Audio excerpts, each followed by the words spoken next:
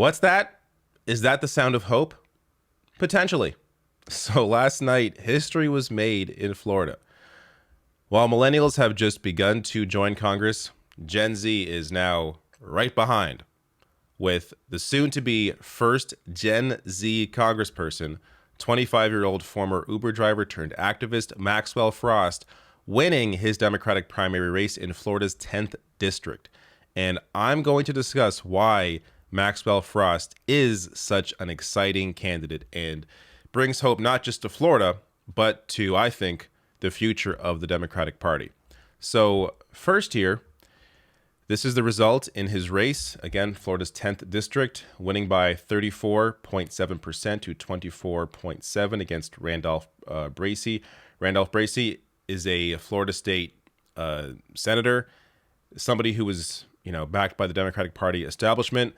Alan Grayson here in third place with 15%. He is another progressive in the race, has been in Congress before. There is now some allegations about his personal life that have hurt him. So even with splitting the vote here, potentially, we have to assume, the progressive vote between Grayson and Frost, Maxwell Frost coming up big with this win by about 10 points. So an incredibly impressive victory here for somebody so young, someone who is a political newcomer, but is very active in the community and knows how to speak to people and what motivates people out to vote, which we will get to. So he tweeted out here with his victory: "We won. Thank you so much to all of our supporters, endorsers, volunteers, and staff. We won because of our message, love, that no matter who you are, you deserve healthcare, a livable wage, and to live free from gun violence. We made history tonight. Thank you so much, Orlando." So before I get to a clip of him on MSNBC discussing his victory, I want to show you just his campaign ad here that he released about a month ago to give you an idea of his fight up to this point. 2 months ago, I confronted Governor DeSantis on ending gun violence. And what did he say? Nobody wants to hear from you. I'm Maxwell Frost, and I've been making sure they hear from us for 10 years. Protecting the right to choose, passing laws to end gun violence. If we want bold change on guns, reproductive health, and affordable housing, we can't keep electing the same politicians. I approve this message because when they want to silence our voices, Nobody wants to hear from you. I won't let them. So Frost ran on not just incredibly popular issues, but also ran against Ron DeSantis. And you're going to see a little more of that in the clip I'll show you later of him discussing his victory on MSNBC. But first, hear more from the Washington Post. So Frost campaigned on support for Medicare for all, demilitarizing the police, legalizing prostitution and recreational marijuana, expunging all marijuana convictions, and restoring voting rights to the incarcerated. He was backed by Elizabeth Warren and Bernie Sanders. And Bernie here tweeting out after the victory, saying another progressive win. As a 25-year-old incoming congressman, Maxwell Frost is going to bring a much-needed perspective about the issues affecting working families, and I very much look forward to working with him.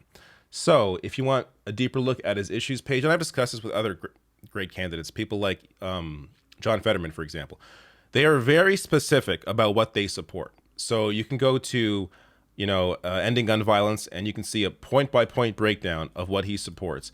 This is how you can tell when a candidate, a Democratic candidate, actually cares to do something, when they are specific. The more vague they are, the less there is to hold them to.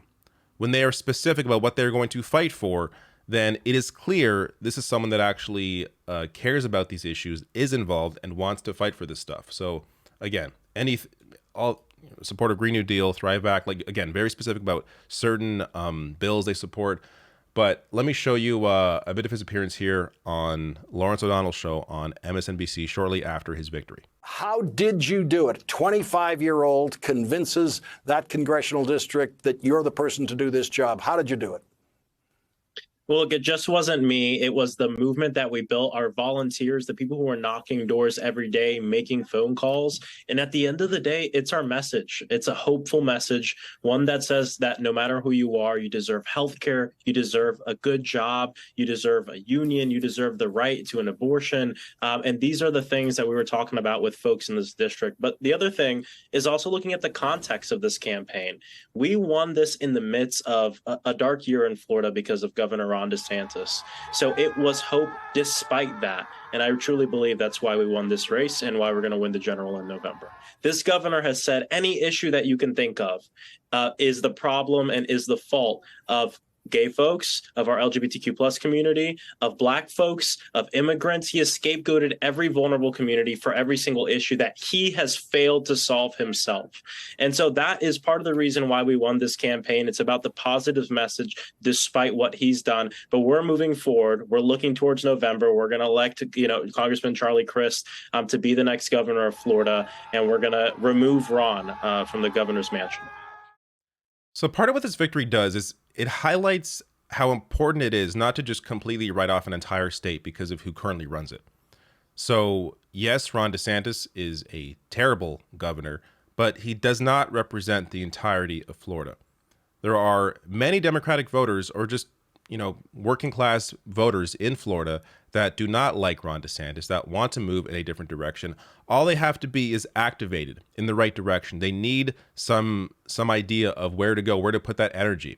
And one example of that is this victory by Maxwell Frost in his district, in the 10th district.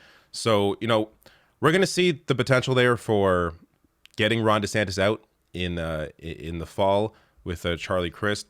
But regardless, understand that even in the reddest states, there are pockets of people there who simply are, for whatever reason, unable to get out of the situation that they're in, often due to poverty, due to lack of opportunity, and are stuck in crappy states, or I shouldn't say crappy states, but states run by crappy people. And it's important to continue fighting for those people and giving those people a voice. So the Democratic Party, pulling out of certain states or just writing off certain states as unwinnable is going to be a self-fulfilling prophecy, because you have to actually be willing to invest in those states if you're going to grow the party there and be able to move out of the situation that state is currently in. And I think Florida is an example of that. Florida could become the new Georgia. You could have a state here that could flip blue if given the right candidates and given the right attention, but you have to be willing to actually invest in the state. Now, a little more on Frost here and, his history, where he comes from, what motivates him. So this is from Washington Post. The minimum age to hold a seat in Congress is 25. Frost has never run for public office, but he doesn't consider himself a political newcomer. He started working in politics when he was 15, protesting gun violence after the deadly mass shooting at Sandy Hook Elementary School in Connecticut in 2012. He went on to become the national organizing director for March for Our Lives, the group organized by students who survived the deadly mass shooting at Marjorie Stoneman Douglas High School in Parkland, Florida in 2018. He also worked for the ACLU in Florida, supporting voting rights for formerly incarcerated citizens. Frost refers to his as the mass shootings generation. And this really gives you an idea of what these kids have grown up in. This is all they've known, are these mass shootings at school. So to have someone like this motivated by the obvious insanity going on in society really, to me, gives hope for the future. You have people here motivated to do a lot more. Every generation, it seems, millennials to Gen Z, have become a lot more activated, a lot more interested in trying to affect change, because they have been negatively impacted and held down their entire lives for a variety of reasons. Be it student debt, be it mass shootings, be it lack of opportunity, low wages. So you have here a whole slew of new candidates in these generations, millennials and Gen Z in particular, looking at the potential for what society can be. And I think Frost represents that hope of where things can go if the right people are in charge. And one last thing to note here. So David Hogg, of course, of March for Our Lives, also very excited by this victory, tweeting out, "If you feel hopeless about the future, you should know last night 25-year-old Maxwell Frost, who was March for Our Lives' first organizing director, defeated a guy who was a hedge fund manager and congressman at the same time. Evil wins a lot, but not always." So again, showing you the importance of bringing hope to places that are often written off. So Frost is expected to win his seat in November, as he's in a heavy Democratic district, a plus 14 Democratic district. So he's expected to become the youngest member of Congress. And to have someone like this with these activist roots, someone who's an actual fighter fighting for these issues and understands how to fight Republicans, this gives me hope for the future of the Democratic Party. But first, Democratic leadership need to step aside.